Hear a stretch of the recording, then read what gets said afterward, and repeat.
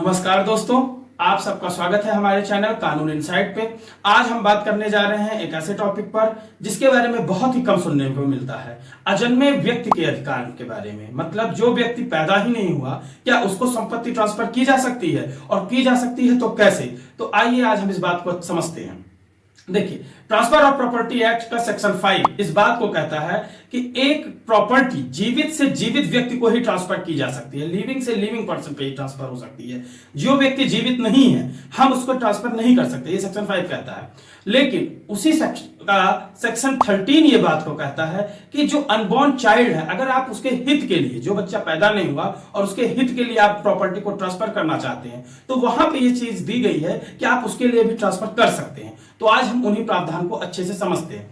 देखिए, कई बार ये देखा जाता है कि कई दादाजी या इस टाइप के कई लोग जो ये चाहते हैं कि भाई मैं जो ट्रांसफर है प्रॉपर्टी का वो सीधे अपने बच्चे को ना करके अपने बच्चे के बच्चे को कर दूं, या डायरेक्ट किसी जो बच्चा भी पैदा ही नहीं हुआ, या मान लीजिए आप में से किसी जिसको आप ट्रांसफर करना चाहते हैं, जिस बच्चे को उसके माता पिता की अभी शादी ही नहीं हुई, तो हम उसको कैसे ट्रांसफर करेंगे? तो इसमें देखिए, सबसे पहले सेक्शन 13 इस बात को कहता है कि अगर आपका ट्रांसफर उसके लाभ के लिए ही होना चाहिए, बच्चे के, अगर लाभ के लिए नहीं है तो ट्रांसफर नहीं हो पाएगा, तो उसके लाभ के लिए, हित के लिए होना चाहिए। दूसरा, प्रॉपर्टी का जो आप ट्रांसफर करेंगे वो संपूर्ण होना चाहिए, पूरी तरीके से ट्रांसफर कर दीजिए। ये नहीं होगा कि आप अभी कुछ करें बाद में कुछ करें, ऐसी चीजें नहीं हो सकती। यदि संपत्ति का ट्रांसफर किसी ऐसे व्यक्ति के लिए किया जाता है जो उस समय अस्तित्व में नहीं है, तो ऐसा ट्रांसफर तभी हो सकता है जब आप हित सृष्ट करके ट्रांसफर करें। मतलब अगर आपको किसी व्यक्ति को ट्रांसफर करना है, अनबॉर्न चाइल्ड को संपत्ति का ट्रांसफर करना है, तो एक चीज समझिए, आप प्रत्यक्ष नहीं कर सकते, हित सृष्ट करना बहुत आवश्यक है, इंटरेस्ट क्रिएट करना पड़ेगा आपको। तो एक व्यक्ति, मान लीजिए इसे उदाहरण के तौर पे समझे कि एक व्यक्ति जो कि एक अनबॉर्न चाइल्ड को प्रॉपर्टी ट्रांसफर करना चाहता है तो कैसे करेगा? तो देखिए, वो एक इंटरेस्ट पर्सन के पास पहले संपत्ति को ट्रांसफर करेगा और डायरेक्ट वो नहीं जाएगी। जैसे आपने उसे बच्चे के नाम कर दिया, पर आपको एक इंटरेस्टेड पर्सन बनाना पड़ेगा, क्रिएट करना पड़ेगा, उसे हित श्रेष्ठ कहते हैं, आसान भाषा में इंटरेस्टेड पर्सन कह दिया अपन।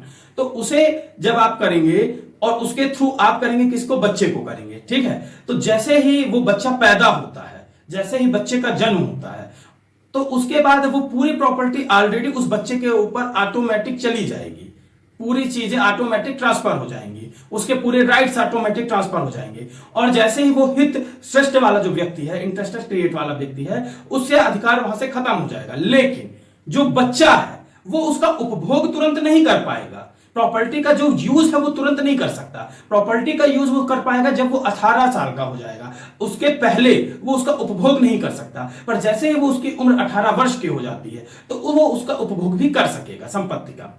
अभी हमने समझा कि जब बच्चा जीवित पैदा होता है या जीवित पैदा होने के बाद उसका मर जाता है, तो ऐसी परिस्थिति में प्रॉपर्टी किसकी होगी। लेकिन एक और स्थिति है, अगर शिशु गर्भस्थ है तो ऐसी परिस्थिति में प्रॉपर्टी क्या होगी? तो जब शिशु गर्भस्थ होता है तो उसे भी जीवित माना जाता है, ऐसा टैगोर वर्सेस टैगोर के प्रीवी काउंसिल केस में बोला गया है।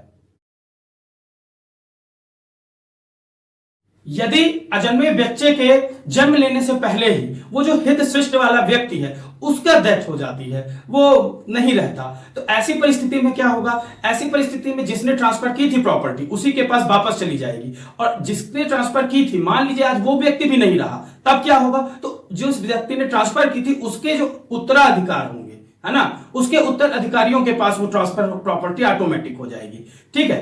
तो हित श्रेष्ठ जो व्यक्ति है उसके जिंदा रहते रहते ही बच्चे का जन्म होना आवश्यक है। अगर उससे पहले हो गया या वो व्यक्ति मर गया और यहां पे बच्चे का जन्म, लड़के का जन्म नहीं हो पाया, तो ऐसी परिस्थिति में ट्रांसफर वापस हो जाती है। अच्छा, इसमें एक पॉइंट और आता है कि अगर मान लीजिए वो बच्चे का जन्म हो गया और जन्म हुआ और कुछ दिन वो जिया, या जन्म होने के बाद उसकी डेथ हो गई, बच्चा नहीं रहा, इंटरेस्टेड पर्सन है, अब उसको प्रॉपर्टी उपभोग के लिए मिलेगी 18 साल के बाद, अभी उसी के पास रहेगी, वो उससे उसको जीवन यापन करेगा। लेकिन अब अगर वो बच्चे की डेथ हो गई तब वो प्रॉपर्टी कहां जाएगी? तो जो प्रॉपर्टी बच्चे का जो उत्तराधिकारी होगा बच्चे का, उसके पास अब वो प्रॉपर्टी चली जाएगी। अब वो जिन्होंने दी थी उनके पास नहीं जाएगी, जैसे ही बच्चे का जन्म हुआ वैसे ही ये प्रॉपर्टी किसके पास जाएगी? भले वो बच्चा अब नहीं रहा, जो बच्चे के उत्तराधिकारी होंगे उनके पास। गर्भस्थ शिशु को जीवित व्यक्ति की श्रेणी में रखा जाता है। अब एक चीज और समझना होगा, दोहरी संभावना का सिद्धांत।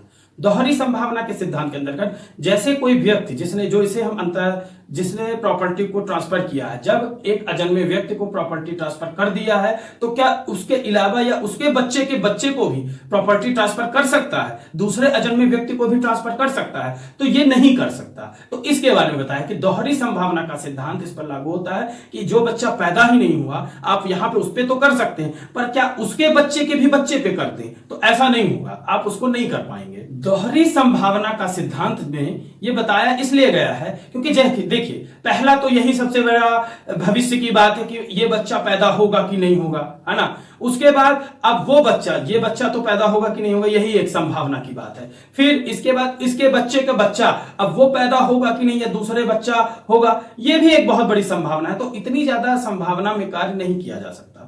आपको ये वीडियो कैसा लगा, इसे लाइक कीजिए, शेयर कीजिए और चैनल को सब्सक्राइब कीजिए और मुझे कमेंट बॉक्स में लिख के बताइए कि इस राइट के बारे में आपको क्या और संदेह है या किस भी प्रकार की चीजें जानते हैं। तो हम इस चैनल के माध्यम से इन चीजों का आंसर देने का प्रयास करेंगे। धन्यवाद। जय हिंद।